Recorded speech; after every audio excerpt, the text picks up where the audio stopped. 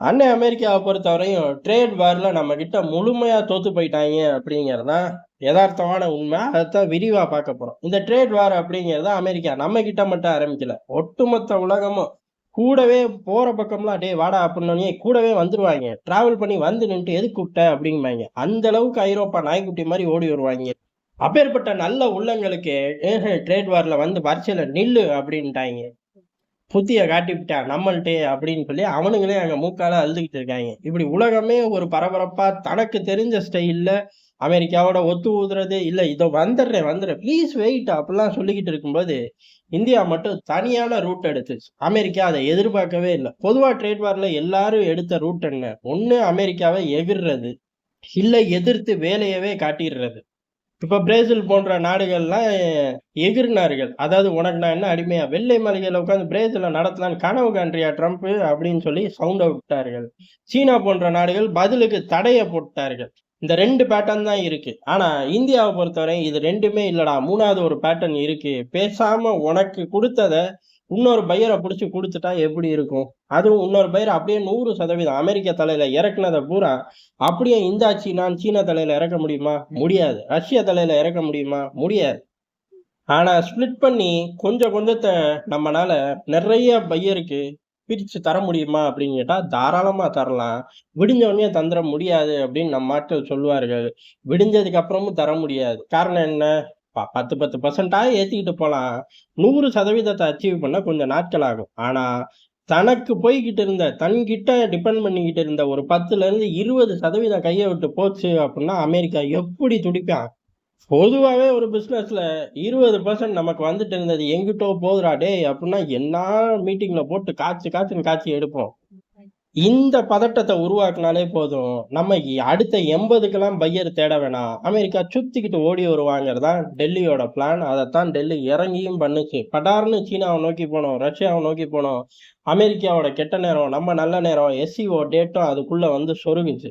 ஆனா இத பூரா அமெரிக்கா அடிச்சதுக்கு அப்புறம் இந்தியா செஞ்சிருக்குமா அப்படின்னு கேட்டா கிடையாது. இந்தியா கிட்ட ஏற்கனவே இந்த மாதிரி சம்பவங்கள்லாம் நடந்தா இப்படி போகணும்னு பிளான் ஏல இருந்து இசட் வரையும் இருந்தனாலதான் டக்குன்னு எக்ஸிக்யூட் பண்ண முடிஞ்சுச்சு. எப்படி நம்ம கிட்ட மல்லு கட்டும்போது சீனா ஏமாந்து போனானோ, பாகிஸ்தான் ஏமாந்து போனாங்களோ, அதே போல அமெரிக்காவும் ஏமாந்து போச்சு. இவர்கள் ஏற்கனவே பல திட்டங்களோட தயார் நிலையில இருப்பார்கள் அப்படிங்கிறத அமெரிக்கா கணிக்காம வழக்கம் போல கம்ப சுத்திட்டாங்க. கடைசியில கீழ விழுந்துட்டாங்க. எந்த அளவுக்கு அமெரிக்கா பொத்துன்னு விழுகுமா? அதெல்லாம் கனவுலயும் நடக்காது. நமக்கு பிடிக்கலைங்கிறதுக்காக நம்ம பாட்டு பேசிட்டு போ முடியாது. அமெரிக்காவ பொறுத்தவரையும் நமக்கு பிடிச்சாலும் பிடிக்காட்டி உலகளோட அண்ணன் அவன்தான். பதவி அவன்ட்ட தான் இருக்கு. எப்ப பறிபோகும் சத்தியமா தெரியல.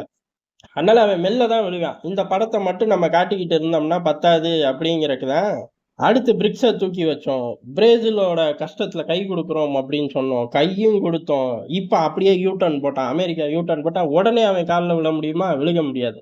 டக்குனு அமெரிக்கால ஒரு பயல பிடிக்க, இந்த ஐடி இண்டஸ்ட்ரிய குறி வைப்போம்னு நீ பதிவு போடு அப்படின்னு சொல்ல, எவனோ ஒரு 3வது பையன் வாஷிங்டன் டிசில நடந்துகிட்டு இருக்கும்போது ஒரு ட்வீட்ட போட, அது வெள்ளை மாளிகையோட ஆலோசகர் அத ரீட்வீட் பண்ண, அவர் ரீட்வீட் பண்ணோனே அதுவே அவனுங்க போட்ட எக்ஸிக்யூட்டிவ் ஆர்டர், ட்ரம்ப் போட்ட எக்ஸிக்யூட்டிவ் ஆர்டருக்கு சமம் தெரியுமா? அப்படிங்கிற மாரி தூக்கி வச்சு மிரட்டிக்கிட்டு திரிஞ்சாய்ங்க. டேய்! இதெல்லாம் நாள்தோறும் அரசியல்ல நாங்க பண்றதுடா. போயிட்டு வாடா அப்படின்ட்டோம். இதையும் அவர்கள் எதிர்பார்க்கல.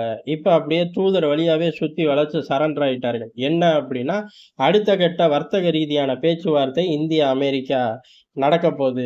அதுல எல்லாமே சுமூகமா முடியப் போது. காரணம் என்ன அப்படின்னா, இந்திய, அமெரிக்க உறவுங்கிறது சும்மான்னு நினைக்கிறீங்களா? அவனுங்களே ஸ்டேட்மெண்ட். இதே பாஷையிலயான்னு கேட்கக்கூடாது. அவன் வேற லாங்குவேஜ், நம்ம வேற லாங்குவேஜ். அப்பேற்பட்ட உறவு. எங்களுக்கு ஒரே ஒரு சின்ன விஷயம் தான். எப்படியாச்சும் ரஷ்ய கச்சா எண்ணெயில இருந்து பிரிச்சிடணும். அதுவும் எங்களுக்காக இல்ல, உலகத்தோட நன்மைக்காக. அமெரிக்கா கிட்ட இருந்தா ஸ்டேட்மெண்ட் வருது. கன்டின்யூ அப்படின்னு நம்மளே கேட்கிற அளவுக்கு அவனோட ட்ரெண்ட் மானே தேனே பொன்மானே அந்த வரிகள போட்டு விட்டாய்ங்க. உறவு மெயின்டெயின் ஆகும். இன்னும் சொல்லப்போனா 1000 நடந்தாலும் சரி, ட்ரம்ப் இந்தியாவ பத்தி நல்ல மனநிலையில தான் இருக்காரு. சத்தியம் தான். நாங்களும் நம்புறோம். நாங்க மட்டும் இல்ல. உலகத்துல அம்புட்டு பேரும் நம்புவாய்ங்க. அவர் நல்ல மனநிலையில தான் இருப்பாரு. 10 மணிக்கு இருந்தா 10:05க்கு மாறிப்புடுவாரு. 10:10க்கு திருப்பி மாறிருவாரு. அதாவது ஃபர்ஸ்ட் விஷயத்துக்கும் போலாம். இல்ல 3வது விஷயம் கண்டுபிடிக்கலாம். இல்ல மொத்தமா இதையே விட்டுட்டு அந்த ஜோனுக்கு போறேன். வெனிசுலாவ நோக்கின்னு போலாம். அதெல்லாம் நாங்க ஒத்துக்கிறோம்ப்பா அப்டின்ட்டோம்.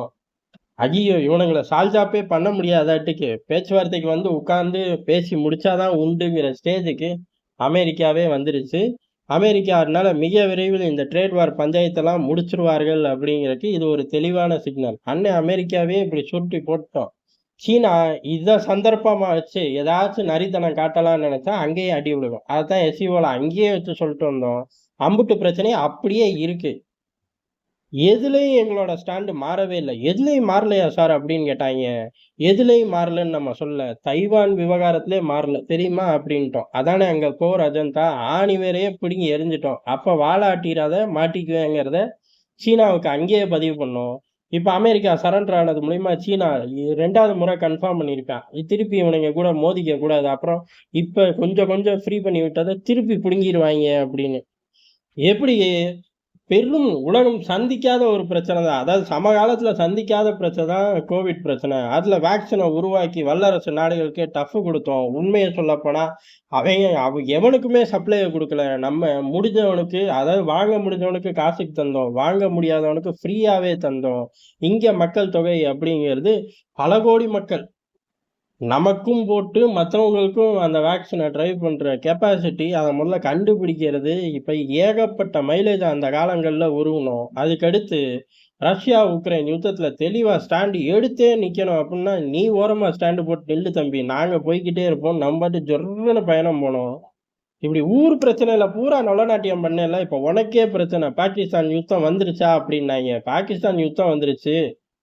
அடுத்து பாகிஸ்தான் கதறத நீ பார்க்கலையே! அப்படின்னு சொல்லி 3ஏ நாள்ல பாகிஸ்தான கதற விட்டோம். கதற விட்டோனே அமெரிக்கா நான் தான் அப்படின்னு சொல்லி ட்ரம்ப் சின்ன பிள்ளை மாரி, அதாவது ஒரு பெரிய மனுஷனா கொஞ்சம் கூட யோசிக்காம, போற பக்கம், வர பக்கம் பூரா நான் தான் நிறுத்தினேன்னாரு. நம்மளும் போற பக்கம், வர பக்கம் பூரா போய் பாகிஸ்தான் கால்ல விழுந்தான். இந்த ஆளு அத வேடிக்கை பார்க்குற இடத்துல கூட இல்லை அப்படின்னு சொல்லி அடிச்சு சொல்ட்டோம். அப்பயாச்சும் அடங்கி இருக்கணும். நேரா அவரே ஃபோன் போட்டு, "நான் தான் நிறுத்தினேன்.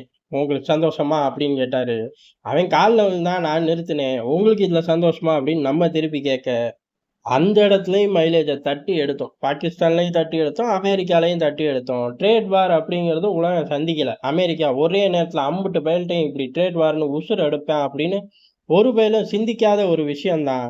ட்ரம்ப் அத சிந்திச்சு ஆரம்பிக்க, சிந்திக்காத விஷயத்த ட்ரம்ப் சிந்திச்சு ஆரம்பிக்கலாம்.